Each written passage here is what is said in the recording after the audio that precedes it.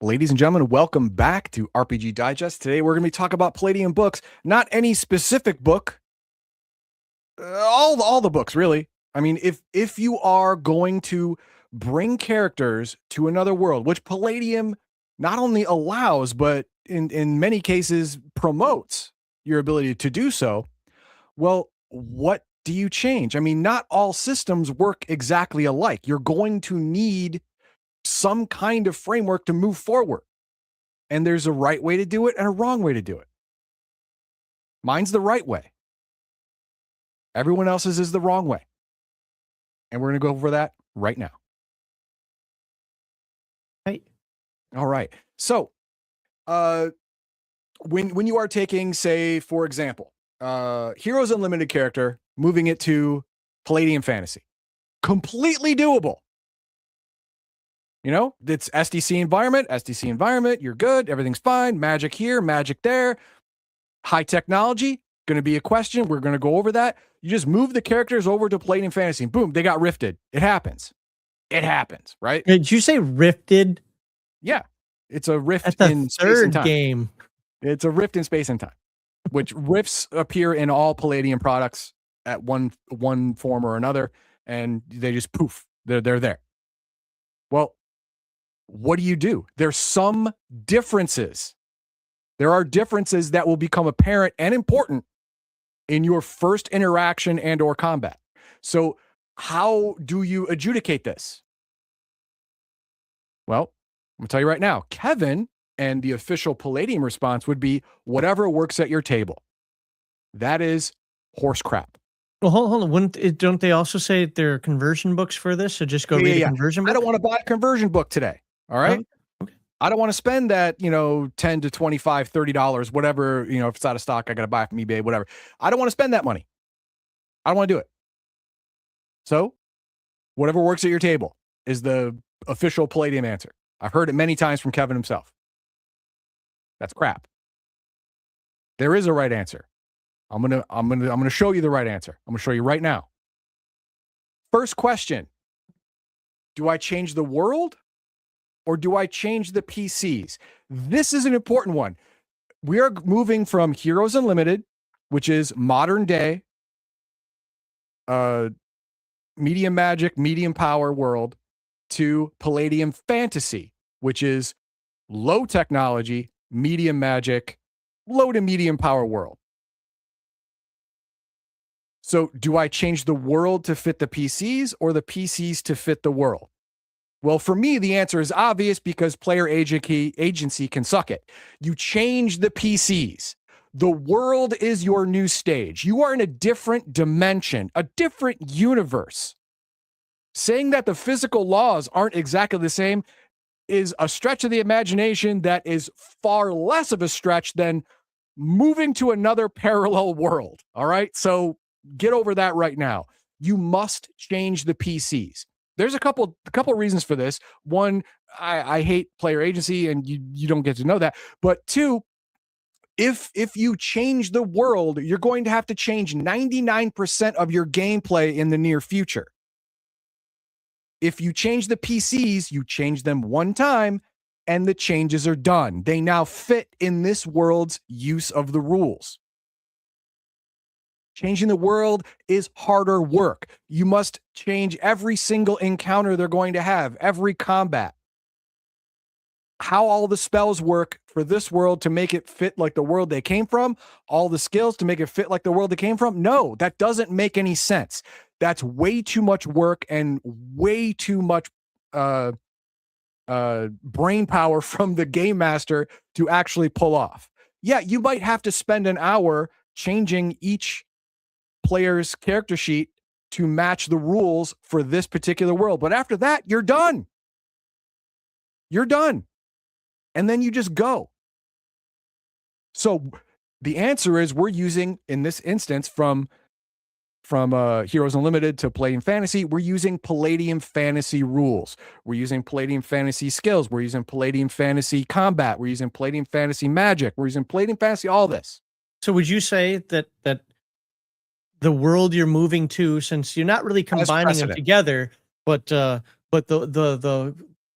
The end world, wherever they end up, that is the setting. Those are the rules. They are the visitors in somebody else's house. Yeah, okay. House rules win. It's easy. It's fast. Well, faster than changing the entire world to suit 3 to 5 people, right? And it gets it done. After the first changing of their character sheets to where how everything works in this world, you just move forward. You no longer have to calculate anything. You're done. That's the answer. So, what other considerations do you have after you've made this wise decision? Well, their skills have to be changed, because carpentry in a low technology fantasy game is going to be vastly different than a modern or high tech version. You don't need the conversion guide to understand this. In modern day and in high tech world, like say Robotech or Phase World or whatever, no one's using a manual planer or a dowel or a crank, you know. Well, I'm teaching them concrete. Yeah, no one's using all that in Robotech. All right, they have machines for everything. So your character who has a 75% carpentry skill starts looking at the tools that he's allowed in this world and goes, "Oh, geez, that's going to be a problem." Now, if you want to buy the conversion book, there is a fix for that. But if you don't, do this. Until they gain a level, the player characters, until the player characters gain a level, they have a minus 20% to their skill because of non-familiarity with the tools and the environment. After they get used to it, then they get their full skill value. Now, is that going to work for every single skill every single time? No, but it's a great place to start. That's your starting point, minus 20% until familiarity. Now, I would say familiarity is one level, but if they're going to be there for 6 months and they may not gain a level, maybe a couple months if they practice with the hand tools, you know, or whatever for the carpentry idea, then yes, they get a minus to all their skills, flat 20% to all the skills that don't directly transfer over. Now, some skills do directly transfer over. Say, I don't know, hand-to-hand martial arts. It's hand-to-hand martial arts, man. I don't know what to tell you. You're just using your hands. There's no real change just because you change this. But some may be useless, like cryptography, or computer use. Even in Palladium Fantasy is an absolutely worthless skill if you don't have a computer, and they don't have a computer. Would be useless. Computer skill would, but cryptography they had ciphers back then. Okay, no, okay, computer use then. I'm sorry. Yeah, computer use, absolutely. Yeah. Yeah, computer use. Yeah, they don't have any computers there, so you're not hacking anything. You know, you're not. They don't have any. So some are useless. I got my magic abacus. Yeah. Some are going to directly transfer 1-to-1. Some are going to give you that minus 20% until a certain amount of time. I say gain a skill level, but it's up to you as a game master until they get used to it. And some aren't going to work at all. Again, and you alter the character sheet to reflect this. And then you can move on to the very next problem, which is combat. Now, as we know, Palladium started combat differently than it is currently, and then went back with the new TMNT to an older style of combat. The most egregious is Heroes Unlimited, Rifts, and many others along that timeline that were created have many more actions per round than earlier versions of Palladium products. So what do? Well, again, that was the first answer I gave you. The world has precedent. So if someone from Heroes Unlimited goes to, say, TMNT, he loses 2 actions per round. That's it. Oh my! Why did I suddenly get worse at fighting? It's a different universe. Get over it. Changing you is easier than changing the world. That's exactly what the game master has to do. And you didn't get worse. No. Because the world. Yeah, you're just as fast as everyone else. I'm sorry, no, hang on.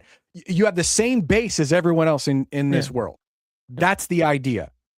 You start off at the same level as everyone else. Your superpowers and your skills in hand-to-hand combat will obviously elevate you, or any technological, like cybernetic implants will obviously elevate you to the proper differential, but you're gonna go to the base of the world first. So if you move to a TMNT world, you lose 2 actions per round. You still keep your extra actions due to, say, sonic speed, extra actions due to, say, cybernetic enhancements or magic or whatever. So you're still going to be inherently better than most people there in this new world, but not so much that you are a god. And that's important, because if you don't do this, then you are going to be a god in that new world. You're going to get to kill people before they understand what happened. Now, the opposite is also true. If someone from TMNT is moving into, say, Rifts, you raise their number of actions to the base of the world, which would usually add 2. So you make that adjustment to the character sheets and then move forward. Well, what's the next main concern? Next main concern is equipment. And some equipment is not going to be able to be repaired or maintained, because the facilities or the equipment or the things you need just don't exist. Like when you run out of gun oil in Palladium Fantasy, you are out of gun oil forever. You're not going to be able to properly maintain that weapon. You may be able to find a somewhat suitable substitute of lubricant, but it's not going to work the same. It's going to degrade your weapon.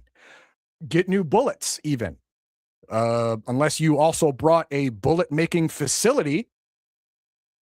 When you shoot your last round, you've shot your last round. That's it. Eclipse. Try and charge an eclipse in Palladium Fantasy. Oh no, magic can do that. Magic, there you go. You've added energy to it. No one knows how to do it. It's magic. Does techno wizardry exist in Palladium Fantasy? It will now. It doesn't. No, it does not. So yeah, you can't even convert it to run on magic unless you're already a techno wizard. Right. Remember that rifter that we covered? I know you didn't like so much, but where it had the mishap potential when the techno wizards were coming up with stuff. I would actually allow that, and just you're going to go through a bunch of mishaps. How many times do you want to? How many eclipse do you have available to you that can be broken before you get? Because 90% of them are going to blow up before he figures out how to do it right. Yeah. So you have to keep track of your ammunition and fuel for your equipment that cannot get more ammunition or refueled in the setting you're located in. If you are a Robotech, Veritech pilot who moves over to some place that doesn't have protoculture, well, hopefully your early Robotech, like the RDF, where they have a 20-year protoculture life, if you're in the REF, that's 6 months. After that, skill gardening protoculture. Again, I'm gonna talk about that, but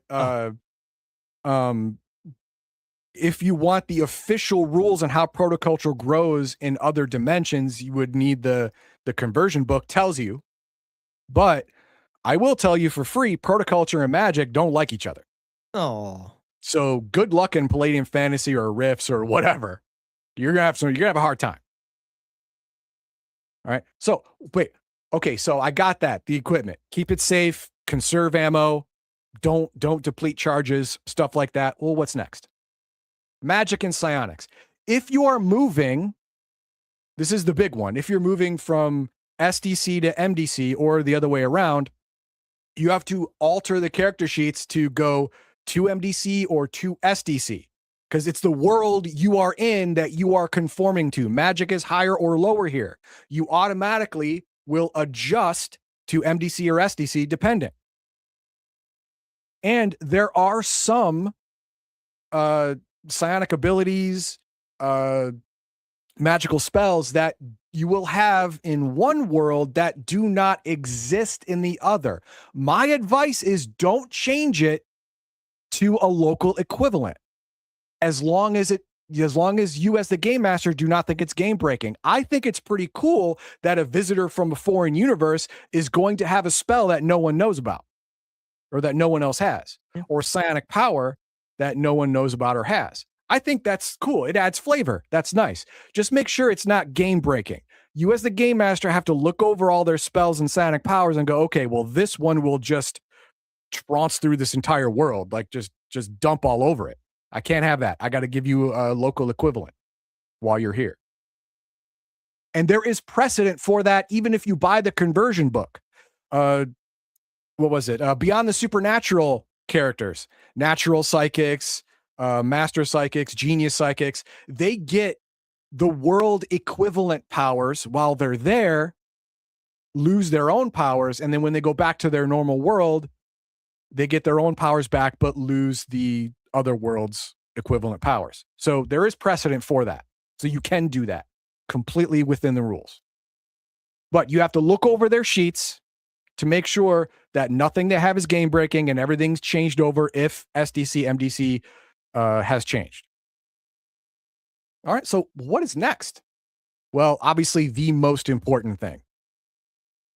MDC, SDC. We talked about the magic and psionics, which takes care of itself. The problem is if you bring an MDC weapon or MDC armor into an SDC environment, you as a game master are taking a giant risk with your party. Giant risk. Either they're going to rule the world or try to, or they're going to get rolled over by anyone with a pop gun. For example, I have an RDF character who has a 20-year protoculture life on his Veritech fighter. He comes over to, say, Beyond the Supernatural. He could topple governments with just his Veritech. I mean, sure, yeah, his Veritech has bullets, it has missiles, but they can be replaced with modern equivalents. And Beyond Supernatural is a modern game. So they have missiles that will fit. They have bullets that will fit. It can happen. You can get reloaded. And with MDC armor, you are going to outlast, whole battalions of villains or adversaries in this case. I mean, that also helps make a fun story, though, especially if you're on that 19th year and protoculture is about to run out, and it does run out, and you are the hero that came from beyond the stars or whatever, and you've got the suit, but of course, no, I will never do this again. It was too dangerous, blah, blah, blah. Reality is the damn thing just ran out of gas. Yeah, it just ran out of juice. Yeah. But yeah, you can say stuff like that.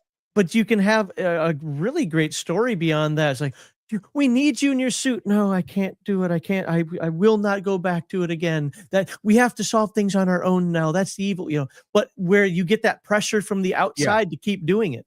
Yeah, but in the short term, you can destabilize an entire world, or your characters could be gimped at the beginning.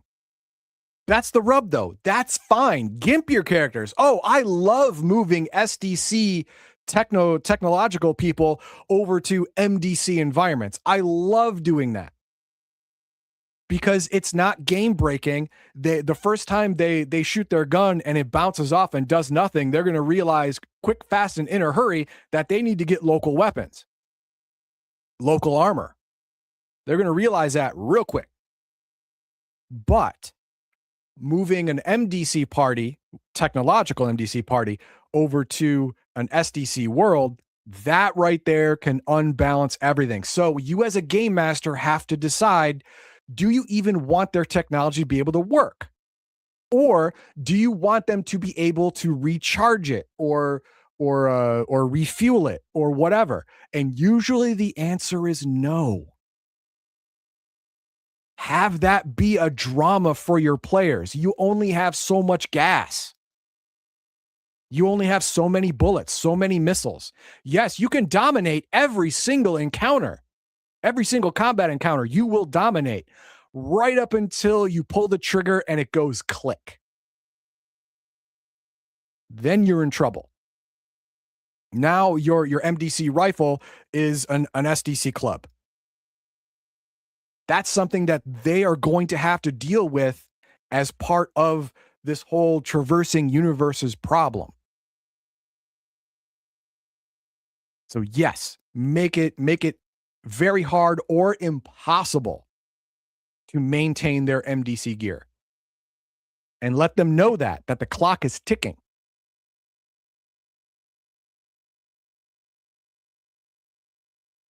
So yeah, that is it. That is taking characters from one world, moving it to another, and making it so you don't have to think every single combat, every single encounter, every single mission that you're making for your characters as a game master. You don't have to recalculate all the time.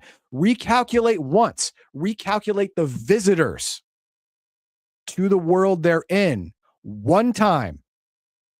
And then you can move forward not flawlessly, but seamlessly. That's how you do it. I only started one comment, which is Giga damage does not need conversion. It just unmakes the target. That's true. Yeah. Giga damage just unmakes. You don't need to convert anything. But, Giga damage is not only an optional rule, but it was a joke optional rule. So, there's that. But yeah, I get it. In the next video, it is really fun to bring Heroes Unlimited superheroes to Rifts.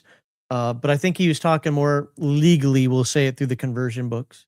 Oh, no. Heroes Unlimited superheroes go to Rifts pretty easily because superpowers work like magic and psionics. They upgrade and downgrade from SDC to MDC depending on the magic level. So it's going to be fine. It'll be fine. Most likely. It'll be fine. I like the idea of that pressure that Heathen Dog said, especially when it comes to equipment and bullets. But I also like to give them hope that they can find suitable substitutes in the future. So they've got their stuff, and whether they're using it judiciously or not, they eventually run out, and they have to think. Well, crap. I mean, do I just want to throw this away and, like he said, just go fully native, or can we find the hope that I can make this? Well, yeah, you know what? You can make some MDC rounds for whatever that weapon is, but you can make about 3 a year. So your weapon is awesome. It's an awesome tool. You got the boom gun if you got to intimidate some folks, but guess what you're not doing anymore? Taking out armies. Yeah. It's really hard to find tungsten flechettes in Palladium fantasy.